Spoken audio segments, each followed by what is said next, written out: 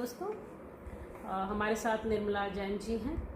निर्मला जैन जी अपने समकालीन उषा प्रियंवदा जी के साहित्य के संदर्भ में अपनी बात रखेंगी, क्योंकि वो घनिष्ठ मित्र भी हैं और उनकी रचनाओं से रोज़ का उनका साबका भी है। तो आइए हम जानते हैं कि वो उषा प्रियंवदा जी को एक दोस्त और एक साहित्यकार के तौर पर कैसे चिन्हित करती हैं या रेखांकित करती हैं। निर्मला जैन जी। देखिए, उषा जी से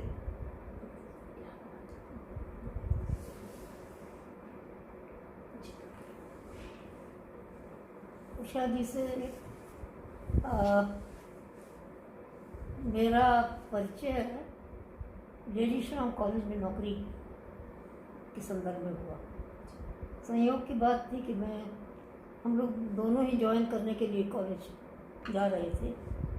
मैं अपने घर से आ रही थी और वो अपने घर से उतरी थी, पर वो पैदल चली जा रही थी। दरियागंज में था कॉलेज तक, पैदल चली जा रही थी।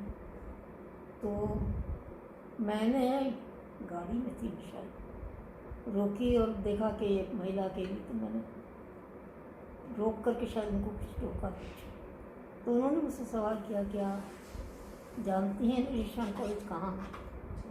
तो मैंने कहा मैं भी वहीं जा रही हूँ। तो उस समय वो मेरे साथ बैठ गई। तो एक बिल्कुल शुरू में ही हम दोनों ने इकट्ठा कॉलेज में प्रवेश किया और कॉलेज चले गए। तब मैं नहीं जानती थी कि तब वो शायद उतना दिखती भी नहीं थी।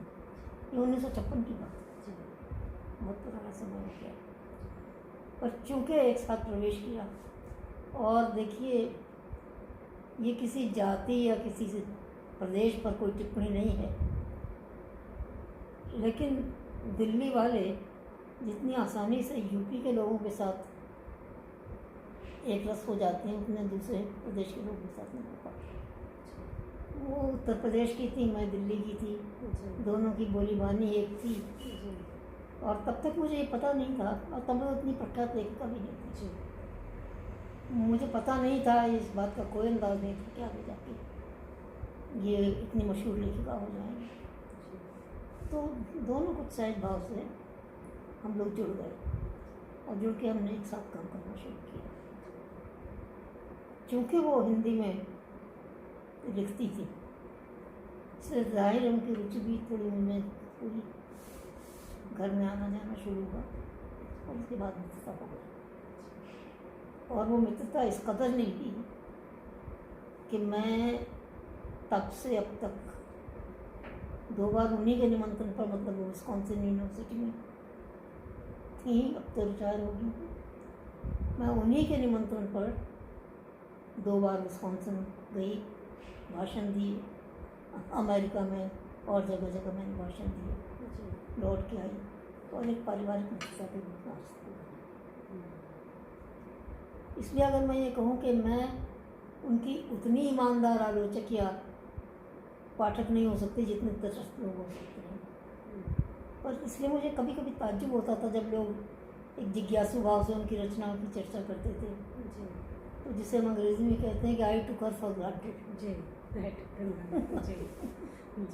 मुझे लगता था कि अरे रोज़मर्रा की मिलने वाली। तो दरअसल मैंने उनको दूसरे पाठकों के माध्यम से जाना। जब औरों से चर्चा सुनती थी उनकी रचनाओं की, तब मैंने उठा करके देखा कि भाई ऐसी क्या खास बात है, और तब मुझे लगा कि नहीं, खास बात तो है।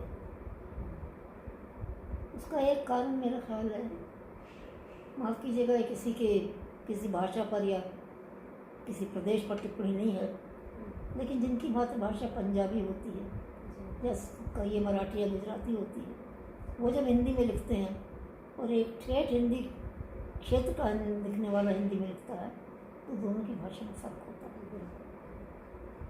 तो उषा के साथ इसलिए शायद ज़्यादा तालमेल बैठ गया कि वो हिंदी प्रदेश की थी, और जो लिखती थी वो ठेठ हिंदी होती थी, उत्तर प्रदेश दिल्ली की हिंदी जो है। पर फिर भी क्योंकि हम दोनों एक साथ थे, उनकी रचनाओं का महत्व सोच के हंसी भी आती। मैंने औरों के माध्यम से जाना कि आई टुक हर फॉर ग्रांटेड, और लोग जब मैंने औरों को तारीफ करते सुना, तब मैंने उनकी रचना ज़्यादा ध्यान से पढ़ना शुरू किया। और तब मुझे लगा कि हाँ तब तो है और खासा तब। एक बात मैं उनके बारे में निश्चित रूप से कह सकती हूँ कि वो उधार के अनुभव से नहीं लिखती है। जो स्वानुभूत होता है, जो उसने देखा, समझा, जाना, अनुभव किया, वही उसकी तरफ से था। कोई सवाल आप उनके बारे में? उनकी एक कहानी वापसी और उनका एक उपन्यास 55 खंबे खंबे लाल लाल दीवारें, दीवारें, ये दोनों इतने माइलस्टोन हैं कि वो निरंतर चर्चा में ये दो रचनाएं रहती हैं। इन दोनों रचनाओं को आपने भी शायद पढ़ा ही होगा। पढ़ा था, बहुत समय हो गया। जी, बहुत समय हो गया, लेकिन 55 खंबे लाल दीवारें तो कहते सब यही है कि लेडी श्याम कॉलेज के जी, जीवन पर लिखा गया है। जी, क्योंकि वहाँ 55 तो नहीं है, लेकिन लाल खंबे हैं। अच्छा। काफ़ी हैं। जी, 55 नहीं होंगे, लेकिन 25-30 तो होंगे। जी, अब वो 55 खंबे क्यों उसने बनाए, नाम दिया, शायद कुछ राइम की वजह से है क्या। जी, तो उसमें हमसे पूछने पर हम लोग बहुत न्याय नहीं कर सकते उसके साथ, क्योंकि हम उसमें उस समय का जीवन देखने लगते हैं। जी, उसमें है वो LSR में उन्होंने जो ज़िंदगी गुजारी। जी, अब तो मैं बहुत समय हो गया जब लिखा था, उन्होंने कभी पढ़ी थी किताब, जी, लेकिन उसमें उसकी छाप है। जी, उस समय जो उनके अनुभव थे, उसकी छाप। जी, इसलिए हम लोग उसके बारे में उतना तटस्थ होकर के शायद बात नहीं कर सकते जितना एक ऐसा पाठक कर सकता है जिसका लेडी श्याम से कोई संबंध ना हो। जी, जी। और चूंकि आप दोस्त हैं, घनिष्ठ मित्र हैं, आज भी हैं, तो आप एक दूसरे के मित्रता में मतलब उतनी ही उनकी भी घनिष्ठता होगी और आपकी तरफ से भी है। तो एक मित्र के तौर पर आप उनको किस तरह से महसूस करते हैं, या क्या फक्र करते हैं, या क्या रहता है आपका? मुझे ज़ाहिर है बहुत फक्र है जी, इस बात का कि एक अच्छा रचनाकार से मेरी मित्रता है। जी, और कभी कभी मुझे इस बात का ताज्जुब भी होता है जी, कि इस बात को मैंने मैंने खुद जिस तरह अनुभव करना चाहिए ना किसी पाठक को, जी, उस तरह अनुभव नहीं किया। आई टू का फॉर ग्रांटेड ये मेरे मित्र हैं, खैर कुछ लिखती हैं। जी, ये दूसरों के माध्यम से मैंने जाना कि वो हिंदी की बड़ी रचनाकार हो गई। जी, और जाहिर है उनके मन में भी थोड़ा सा संकोच रहा करता था कि वो कभी अपनी कोई कृति जब लिखती है जी, तो वो मुझे कभी ऐसे नहीं लिखती सीधे कि मुझे मेरी फला कहानी आई है वो देख लीजिए, या उपन्यास आ रहा है वो देख लीजिए, नहीं लिखती, क्योंकि उसको लगता है कि भाई क्या जताना। पर जो रचनाएँ आती हैं पढ़ती हूँ मैं, पढ़ती हूँ, जो ओपिनियन होता है वो बनाती हूँ। और एक बात ये, अब मन में वो क्या सोचती होगी मैं नहीं जानती, लेकिन मेरी जो ऑनेस्ट ओपिनियन होती है, बड़े खुले मन से हम लोगों में इतनी उदारता है कि अगर मुझे कोई आलोचना भी करनी होती है तो मैं कभी संकोच नहीं करती। जी, चूँकि मैम आप लोगों की दोस्ती एक तरह से खिलंदड़े से शुरू होकर वरिष्ठता तक आ गई, मतलब उस उम्र पर आ गई जब आप दोनों लोग ढलान की तरफ हैं। हाँ। तो आप अपने उस खिलंदड़े के समय को आप लोग मिस करती हैं, आपस में चर्चा करती हैं? ना, नहीं करते? अरे उससे इतनी दूर हम निकल आए हैं, जी, इतने परिवर्तन हो गए हैं। जी, मेरी ज़िंदगी में तो कम हुए हैं, जी, लेकिन वो तो उसके बाद अमेरिका चली गई, शादियाँ एक के बाद एक दो की उसमें। जी, और ये भी दुर्भाग्य ही है, परिवार तो उसका है ना, जी, अपने बाल बच्चे तो नहीं हैं। और बहनों पर, भाई तो थे नहीं उसके, जी, बहनों के परिवारों पर तो होता नहीं। तो कभी कभी मुझे जब मैं उसके बारे में सोचती हूँ तो मुझे हमेशा ये फिक्र सी होती है अंदर से कि भविष्य कैसे कटेगा। और ये एक व्यक्ति जो इतने बरस अमेरिका में रह लिया हो, और वैसे उसकी बहनों के बच्चे हैं यहाँ, और जब आती है उनके साथ रहती है, बहुत अच्छे से सबके संबंध हैं। लेकिन देखिए वृद्धावस्था किसी की भी ढोनी किसी परिवार वाले के लिए बहुत मुश्किल मुश्किल होता है, बहुत मुश्किल है। और अमेरिका का जहाँ तक ताल्लुक़ है, वहाँ तो सिवाय इसके कि ओल्ड होम में आपको वो डाल दे, सीनियर सिटीजन होम में, जी बाकी तो और कोई जी ऑप्शन ऑप्शन है। तो कभी कभी मन में मेरे ख्याल आता है कि कैसे होगा, पर ठीक है, जैसा पता है। अब जैसा प्रकृति ने तय किया होगा वही होगा। मैम एक चीज़ और छोटी सी जानकारी चाहेंगे, क्योंकि मित्र भी हैं, क्या कभी उन्होंने आपसे अपनी रचनाओं के संदर्भ में कोई सलाह मशवरा किया, या लिखने से पहले या लिखने के बाद कभी कोई नहीं। चर्चा करते थे? कभी नहीं। हाँ, ये इतना डेलिकेट, इतना नाजुक सवाल है जी कि इसके बारे में ना उसने कभी कोई चर्चा की, जी ना मैंने उसके प्रति कोई ओपिनियन जिसको कहते हैं जाहिर की।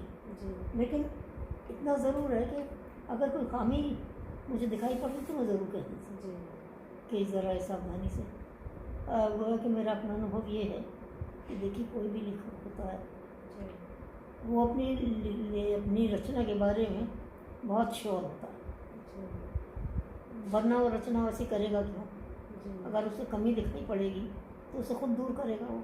हम्म, तो इसलिए आप तारीफ़ ही कर सकते हैं, कमी तो कोई सुनना चाहता है, जी और कमी बता करके दुश्मनी कौन मोल ले। जी तो इसलिए ये बेवकूफ़ी मैंने कभी नहीं की जी कि अगर मुझे उसकी किसी रचना में कहीं कोई कमज़ोरी दिखाई पड़ेगी। अब याद नहीं है, जी कोई बात किताबें उसकी सब मैंने पढ़ी हैं, नहीं। जी लेकिन याद नहीं है, क्योंकि ये मैंने तय कर रखा था कि उसकी किसी रचना पर मैं लिखूँ ही नहीं करूँ, क्योंकि अगर मैंने प्रशंसा नहीं की तो उसे अच्छा नहीं लगेगा। और ये ज़रूरी नहीं है कि मैं हर चीज़ की प्रशंसा ही करूँ, जी पर वो ये उम्मीद करेगी कि भाई मैं मित्र हूँ, इतनी पुरानी दोस्ती है, तो अच्छा फिर मैं अगर बहुत प्रशंसा करती हूँ तो लोगों को लगेगा कि प्रमोट कर रही हूँ, जी मित्रता के कारण प्रमोट कर रही हूँ। जी तो मेरे लिखे की विश्वसनीयता हमेशा संदेह के घेरे में आएगी, इसलिए मैंने लिखा है। जी और उसकी रचनाएं मुझे अच्छी लगती हैं। मुझे लगता है उनको जब भी ये किसी माध्यम से पहुंचेगा तो उनको खुशी होगी कि आपने ईमानदारी से पढ़ा और ईमानदारी से ये बात कही कि मैंने उसकी वैसे वो अभी आलोचना। आने वाली है, जी कुछ ही दिनों में आएगी वो, जी आने वाली है। जी जब भी यहाँ आती है वो, जी तो मिलना जुलना हमारा उसी तरह होता है, जी इकट्ठे कुछ ना कुछ समय गुजारते हैं, मौका लगता तो कुछ दिन मेरे पास रहती है वो। जी और मुझे इस बात पर नाज है कि आज के पीढ़ी में मैं इस तरह की मित्रता नहीं देखती। जी मैम, उषा जी के अलावा और कौन कौन मित्र हैं मैम जो आपके बहुत करीब हैं, आपके मनु समय? भंडारी, अच्छा कृष्णा सोप्ती तो रही नहीं, जी मनु भंडारी, और कुछ लोग हैं जो हिंदी के क्षेत्र में नहीं हैं। एक शशि अग्रवाल नाम की महिला है, जी वो इकोनॉमिक्स पढ़ाती थी, जी लेडी शाह में लोग साथ थे, बड़ी मित्रता है उनसे। जी और उन्होंने फिर एक बड़े व्यापारी से शादी कर ली, हम्म, रहती है यहीं पर, जरूर पर रहती है, जी मिलना जुलना होता है, लेकिन उनसे साहित्य की बात नहीं की जा सकती, पढ़ाई लिखाई की बात नहीं की जा सकती, जी और आप रोज़ दाल मसालों की बात नहीं कर सकते। बिल्कुल जी।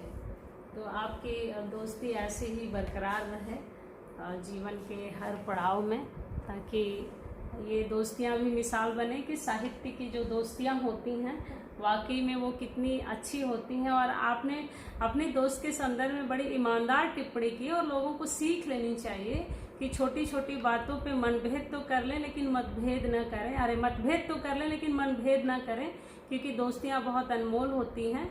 और यह दोस्ती इतने सालों तक बरकरार रखना, दो साहित्यकार, वो भी दो साहित्यकार और इतने ख्यात साहित्यकार, और दोस्ती इतनी लंबी निभा ले जाएं, तो इससे हमें सीखने की ज़रूरत है, हम लोगों को, खास करके हमारे समय के लोगों को, कि दोस्तियां लेखन से या रचना से प्रभावित नहीं होनी चाहिए, बल्कि एक दूसरे की रचना को मुक्त करते हुए दोस्ती को बरकरार रखनी चाहिए।